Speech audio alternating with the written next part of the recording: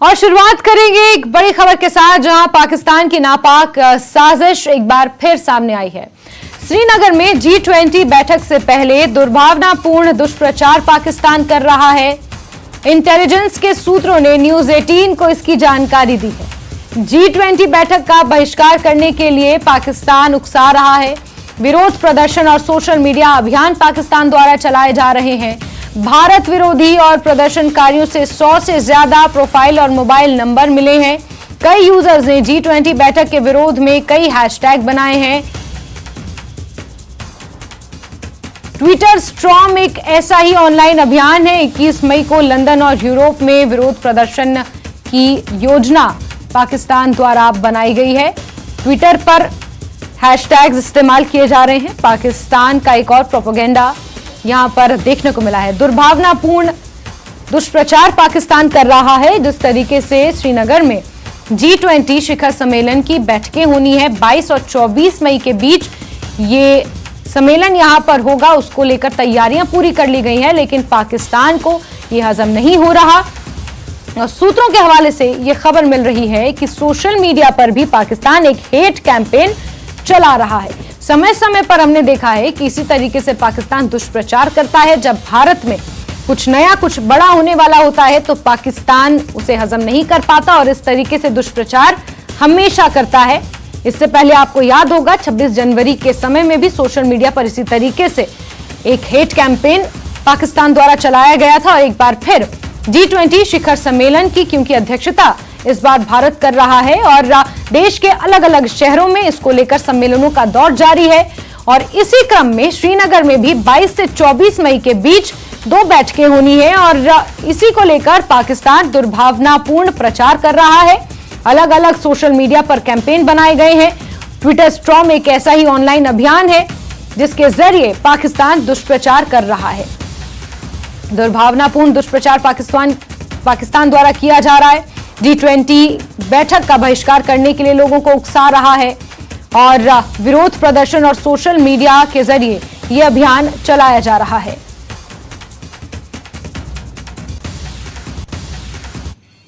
वहीं भारत ने श्रीनगर में G20 बैठक में संयुक्त राष्ट्र के अल्पसंख्यक मुद्दों पर विशेष दूत फर्नांड डी वेरेंस की आलोचना की है। जिनेवा में संयुक्त राष्ट्र में भारत के स्थायी मिशन ने इसको लेकर करारा जवाब दिया है और कहा है कि भारत को देश के किसी भी हिस्से में अपनी बैठकों की मेजबानी करने का विशेष अधिकार है। मिशन ने फर्नांड डी वेरेंस की टिप्पणियों को निराधार और अनुचित करार दिया है और कहा कि उन्होंने गैर जिम्मेदाराना तरीके से काम किया है। याद रहे, फर्नांड डी वेरेंस ने श्रीनगर में होने वाली G20 बैठक पर सवाल उठाए थे।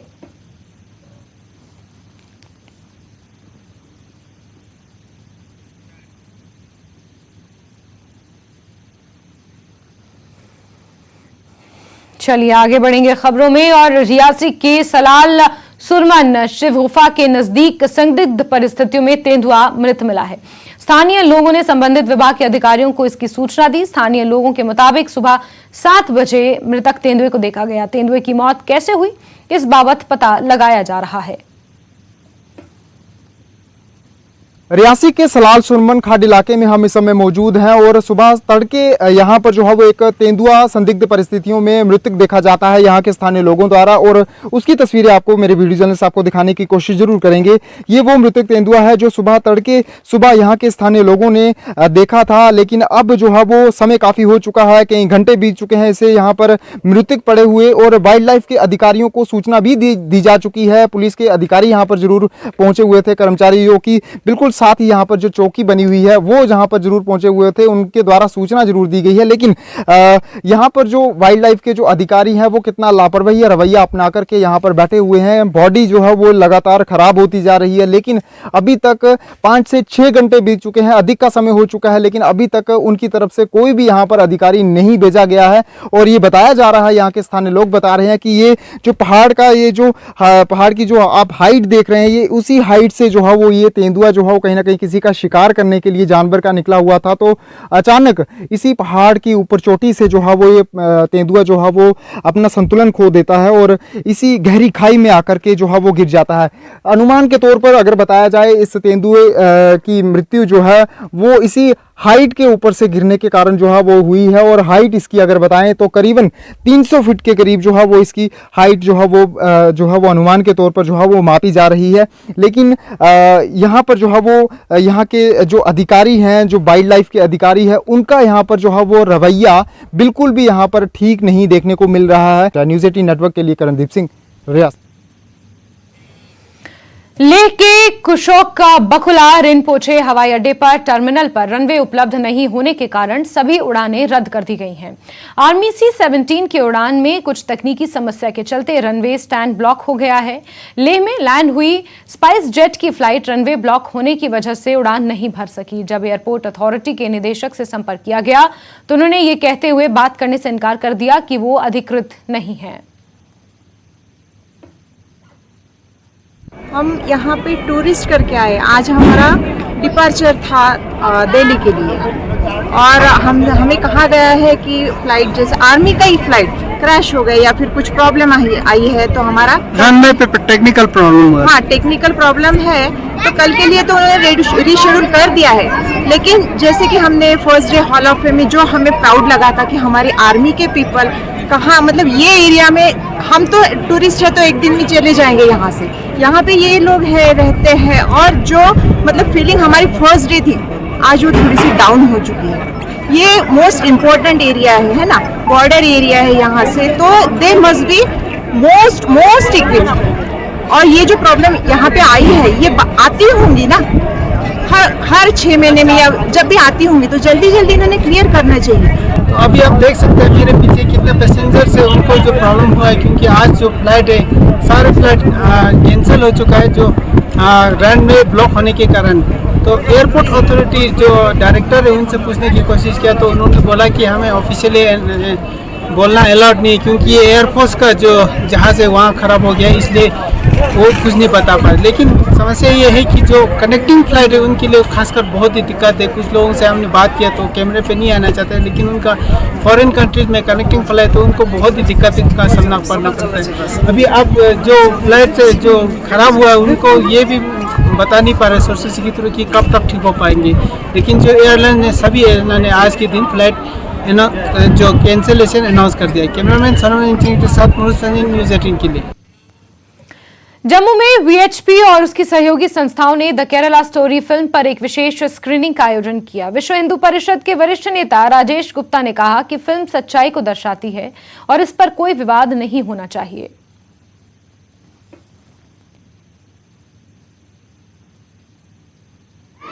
द केरला फिल्म पर उपजे विवाद के बीच में विश्व हिंदू परिषद की तरफ से आज द केरला फाइल की स्पेशल स्क्रीनिंग रखी गई थी जिसमें एबीवीपी, दुर्गा वाहिनी और कई अन्य वीएचपी के जो सिस्टर कंसर्न हैं उन्होंने आज बैठ के इसी थिएटर हॉल में वो फिल्म भी देखी। और आप देख सकते हैं यहाँ पे जो स्लोगन्स हैं इनकी तरफ से दिए जा रहे हैं और जिस तरह से इसमें जुल्म की बात की गई है महिलाओं के खिलाफ तो उसके खिलाफ जो है लोगों का जो जिसे हम कहेंगे भावनाओं का जो एक समूह है वो सामने देखने को मिला है। अब क्या कहेंगे आप इस फिल्म को देखने के बाद?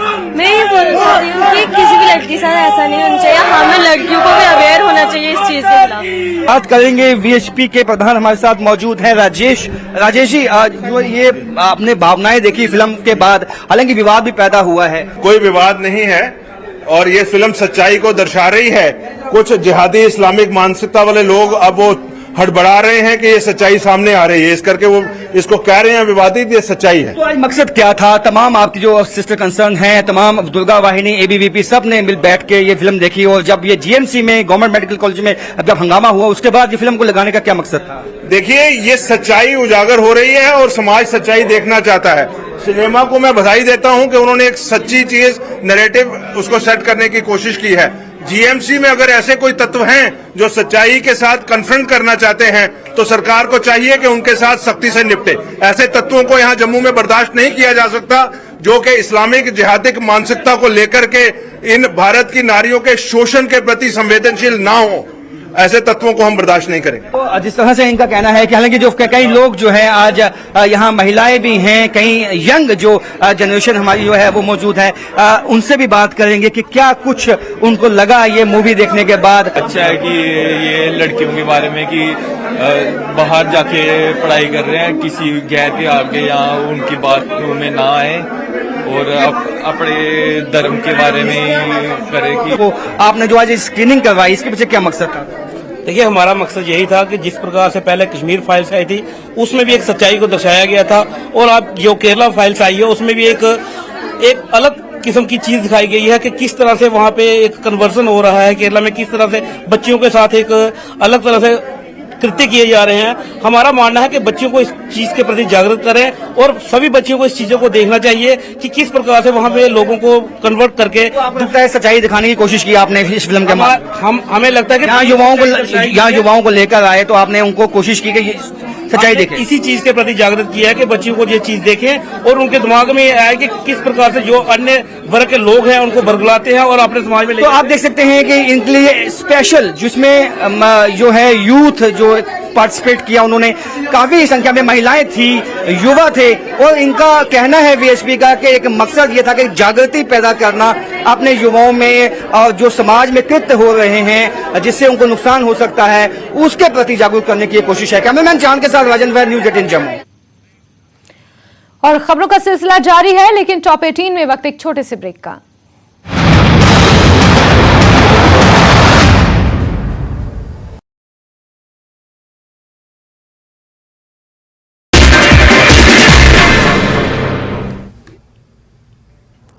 नमस्कार, धार भी रफ्तार भी में आपका बहुत स्वागत करते हैं। मैं हूं आपके साथ हिना जुबैर। शुरुआत करेंगे अहम खबरों से। उपराज्यपाल जम्मू कश्मीर मनोज सिन्हा ने अनंतनाग का दौरा किया। मनोज सिन्हा ने किसान संपर्क अभियान में किसानों और पीआरआईज को संबोधित किया। उपराज्यपाल ने किसानों की जागरूकता के लिए लगाए गए विभिन्न स्टॉल्स का भी निरीक्षण किया। हज यात्रा से पहले हवाई किराए में बढ़ोतरी, जम्मू कश्मीर के हज यात्रियों में निराशा। हज कमेटी की चेयरपर्सन सफीना बेग की सरकार से किराया कम करने की मांग। इस बार भारत सरकार आज़मीन हज की मदद और सुविधाएं मुहैया कराने के लिए 463 मेडिकल, पैरामेडिकल और प्रशासनिक कर्मचारियों को सऊदी अरब भेज रहा है। इन लोगों में जम्मू कश्मीर के डॉक्टर और अन्य स्टाफ भी सऊदी अरब जा रहे हैं। कर्मचारियों की ट्रेनिंग इन दिनों। और ब्रेक के बाद आगे बढ़ेंगे। 5वां प्रधानमंत्री रोजगार मेला आज आयोजित किया गया। जम्मू कश्मीर सहित 45 स्थानों पर रोजगार मेलों का आयोजन हुआ।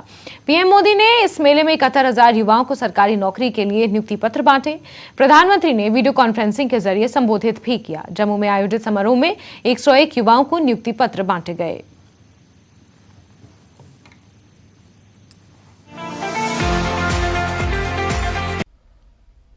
आज 70,000 से ज्यादा युवाओं को भारत सरकार के विभिन्न विभागों में सरकारी नौकरी का नियुक्ति पत्र मिल रहा है। आप सभी ने कड़ी मेहनत से ये सफलता हासिल की है। मैं आपको और आपके परिवार को बहुत बहुत बधाई और शुभकामनाएं देता हूं। आधुनिक इंफ्रास्ट्रक्चर का निर्माण हो, ग्रामीण क्षेत्रों का विकास हो या फिर जीवन से जुड़ी सुविधाओं का विस्तार हो, भारत सरकार की हर योजना, हर नीति युवाओं के लिए रोजगार के नए अवसर बना रही है। साथियों, बीते 9 वर्षों में भारत सरकार ने कैपिटल एक्सपेंडिचर पर करीब 34 लाख करोड़ रुपए खर्च किए हैं मूलभूत सुविधाओं के लिए। इस साल के बजट में भी कैपिटल एक्सपेंडिचर के लिए 10 लाख करोड़ रुपए तय किए गए हैं। इस राशि से देश में नए हाईवे बने हैं, नए एयरपोर्ट, नए रेल रूट, नए पुल, अनगिनत ऐसे आधुनिक इंफ्रास्ट्रक्चर के निर्माण से भी देश में लाखों नए रोजगार बने हैं। जिस स्पीड और स्केल पर आज भारत काम कर रहा है, यह भी आजादी के 75 साल के इतिहास में अभूतपूर्व है। 70 साल में भारत में सिर्फ 20,000 किलोमीटर के आसपास रेल लाइनों का इलेक्ट्रिफिकेशन हुआ था, जबकि हमारी सरकार में बीते 9 साल में भारत में करीब करीब 40,000 किलोमीटर रेल लाइन का इलेक्ट्रिफिकेशन हुआ है, यानी डबल। 2014 से पहले हमारे देश में हर महीने सिर्फ 600 मीटर नई मेट्रो लाइन बिछाई जा रही थी। आज भारत में हर महीने 6 किलोमीटर, उस समय हिसाब मीटर का था, आज हिसाब किलोमीटर का है, 6 किलोमीटर नई मेट्रो लाइन का काम। जम्मू में भी रोजगार मेले के कार्यक्रम में केंद्रीय मंत्री कैलाश चौधरी मौजूद रहे। उन्होंने अभ्यर्थियों में नियुक्ति पत्र वितरित किए।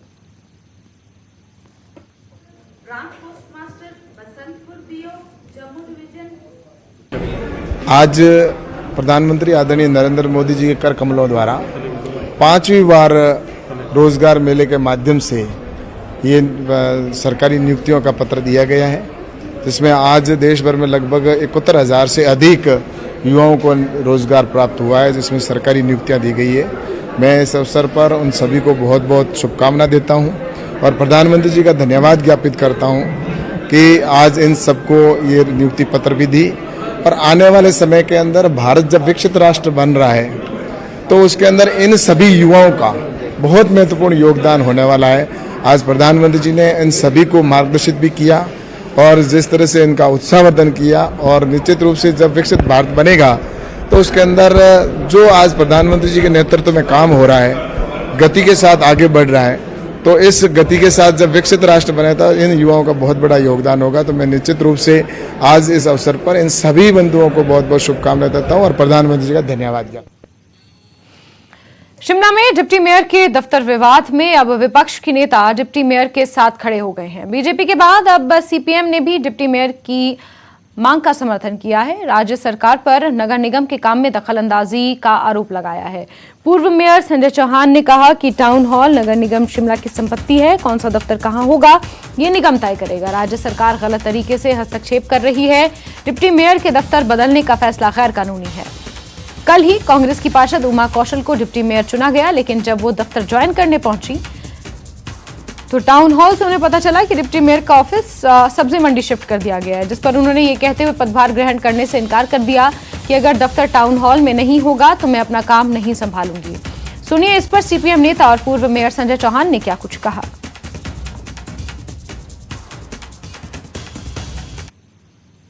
उप महापौर का कार्यालय है जो ऑलरेडी नक्शे में है, जो सबसे पहले से यहाँ पर चल रहा है। पूर्व में जो भाजपा की नगर निगम थी तब भी उप महापौर यहाँ बैठते थे, उनका कार्यालय ऐसे स्थान पर शिफ्ट कर दिया जो उचित नहीं है। वो तो गिरने वाली जगह है, उसको तो दोबारा से हमने उसका नक्शा बना, तो ये बिल्कुल गलत है।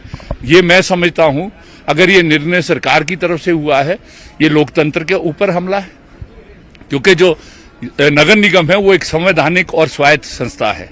अगर आप 73वां संशोधन देखेंगे संविधान के अंदर, उसमें पूरे अधिकार दिए, वो तय करेगा नगर निगम की कैसे उसको करना है। ये जो 3 टायर सिस्टम गवर्नेंस है, एक संसद है, केंद्र सरकार है, फिर असेंबली है, राज्य सरकार है, फिर नगर निगम का सदन है, मेयर डिप्टी मेयर यहाँ पर है, तो इनको स्वायत्ता के आधार पर मैं समझता हूँ अगर सरकार ने ये लिया है, ये असंवैधानिक और अलोकतांत्रिक है और ये एनक्रोचमेंट है नगर निगम।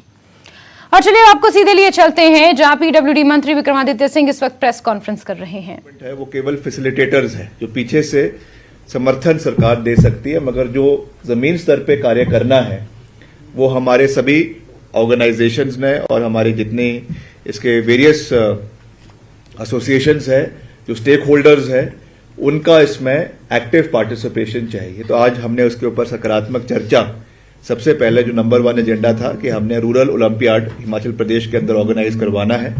और जैसा मैंने आपको पहले भी कहा, इसमें हमने अभी तक जो एस्टिमेट लगाया है कि करीबन इसमें 40,000 यूथ प्रदेश के अंदर इसमें पार्टिसिपेट करेगा, करीबन 20,000 मेन एंड 20,000 विमेन। इसका अभी हम एक पूरा खाका बना रहे हैं, जिस पर भी मोटी मोटी चर्चा हमने सभी अपने एसोसिएशन के लोगों से करी है। कौन कौन सी गेम्स को उसमें हमने रखना है, उसके बारे में अभी एक और राउंड ऑफ टॉक्स आने वाले समय में होगा और फिर उसके बारे में हम एक डिटेल्ड आपको जानकारी आने वाले समय में देंगे। मगर इसको हमने टेंटेटिवली जो है वो सितंबर और अक्टूबर के महीने में हिमाचल प्रदेश के अंदर करवाना है। हमारे प्रदेश के माननीय मुख्यमंत्री, यशस्वी मुख्यमंत्री ठाकुर सुखविंदर सिंह सुक्खू जी खुद एक युवा मुख्यमंत्री है और खेलों के प्रति उनकी बहुत रुचि रहती है। और जब से मैंने विभाग संभाला है, उन्होंने हमेशा हमें ये आदेश दिया है, निवेदन किया है कि आप ज्यादा से ज्यादा स्पोर्ट्स इंफ्रास्ट्रक्चर को प्रदेश के अंदर जो है वो इम्प्रूव करें। इस पे भी हमने विस्तार से चर्चा करी है। सबके व्यू पॉइंट्स, जितने हमारे इसमें स्टेक होल्डर्स है, एसोसिएशन है, उनकी व्यू पॉइंट्स भी इसमें हमने जो है वो जाने हैं।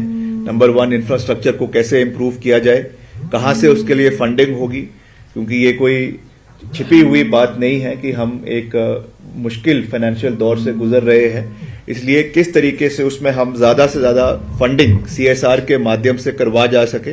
अभी मैं पीछे इम्फाल गया था, मणिपुर, जो हमारा एक्सपोर्ट्स मिनिस्टर्स की मीट हुई थी। माननीय जो हमारे केंद्रीय मंत्री अनुराग जी, वो भी वहां पे उपस्थित थे और सभी राज्यों के वहां पे खेल मंत्री उपस्थित थे और उसमें भी सकारात्मक चर्चा निकल कर आई। कुछ चीजें हमने वहां से सीखी कि कुछ हमारे जो बड़े जो है कॉर्पोरेट हाउसेस है, उन्होंने कई राज्यों में पर्टिकुलर गेम्स को जो है वो अडॉप्ट कर लिया है और उसके माध्यम से उनको फंडिंग करवाकर उनका इंफ्रास्ट्रक्चर, उनके जो स्पोर्ट्स पर्सन्स के लिए जो खर्चा करवाया जाता है, वो सारा उनके माध्यम से करवाया जाता है। तो इसके बारे में भी हमने आज यहाँ पे चर्चा करी और सबकी ये सहमति एक निकल कर आई। एक यूनानिमसली सबने ये डिसाइड किया है कि हम भी जो हमारा कॉर्पोरेट फंडिंग है CSR के माध्यम से हम इसके बारे में मुख्यमंत्री जी से भी बात करेंगे और एक इसको इम्प्लीमेंट करा जाएगा कि पर्टिकुलर गेम जो है, जितने भी हमारे यहाँ पे, चाहे हमारे सीमेंट के उद्योग खाने हैं, चाहे ऑटोमोबाइल का सेक्टर है, चाहे फार्मास्यूटिकल सेक्टर है, उसका हम एक पूरा खाका बनाएंगे और उसके माध्यम से एक एक गेम जो है, एक एक कॉर्पोरेट हाउस को जो है उनसे अडॉप्ट करने का निवेदन करेंगे, ताकि आने वाले समय में प्रोफेशनल तरीके से हम गेम्स को जो है वो ऑर्गेनाइज प्रदेश के अंदर करवा सके। अभी भी हो रहा है, मैं ये नहीं कहूंगा कि पूर्व में कुछ हुआ नहीं है, मगर बहुत हमने तरक्की करी है, बट हमको बहुत अभी आगे जाना है। और ये एक सच्ची बात है, कड़वी बात भी है, but it is a fact कि without financial resources and without infrastructure, without the. आगे बढ़ेंगे और हिमाचल प्रदेश में आयोजित रोजगार मेले में 561 युवाओं को नियुक्ति पत्र दिया गया। केंद्रीय मंत्री अनुराग ठाकुर शिमला में आयोजित रोजगार मेले में शामिल हुए। उनके साथ साथ सुरेश कश्यप भी शामिल हुए। अनुराग ठाकुर ने कहा कि पीएम ने एक साल में 10 लाख नौकरी देने का लक्ष्य तय किया है, जिसके 5वें संस्करण में करीब 3,60,000 युवाओं को सरकारी नौकरी दी जा चुकी है। प्रधानमंत्री नरेंद्र मोदी जी ने भारत सरकार के माध्यम से 10 लाख सरकारी नौकरियां एक साल में देने का जो संकल्प लिया है, उस निर्णय के अंतर्गत आज 5वां संस्करण भारत सरकार में नौकरियां देने के नियुक्ति पत्र का था। मुझे कहते हुए प्रसन्नता है कि पहले 4 संस्करणों में 2,88,000 युवाओं को अब तक रोजगार दिया जा चुका है। यही नहीं, भारत को विकसित भारत बनाने के लिए हम सब एकजुट होकर अमृत काल से स्वर्णिम काल की इस यात्रा में इकट्ठे मिलकर लगेंगे, प्रयास करेंगे और समय से पहले विकसित भारत का निर्माण करेंगे। मित्रों, मुद्रा योजना में भी करोड़ों लोगों को बैंकों से पैसा मिलकर स्वरोजगार, रोजगार के अवसर मिले।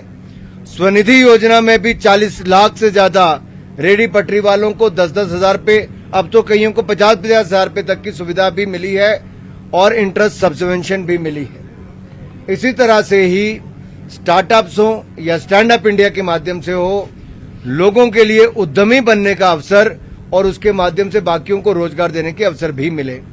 अगर ईपीएफओ का डेटा देखा जाए तो 4.5 करोड़ से ज्यादा नए लोगों का ऑर्गेनाइज्ड सेक्टर में आज रोजगार मिले हैं। यह अपने आप में पिछले कुछ सालों में बहुत बड़ी उपलब्धि है। मुझे पूर्ण विश्वास है जिस तरह से विदेशी पूंजी निवेश भारत में आ रहा है और भारत सरकार ने भी कैपिटल इन्वेस्टमेंट 10 लाख करोड़ रुपए की है। और इसी के साथ टॉप 18 में अभी के लिए बस इतना ही, लेकिन न्यूज 18 JKLH पर खबरों का सिलसिला जारी है। अब बने रहिए हमारे साथ।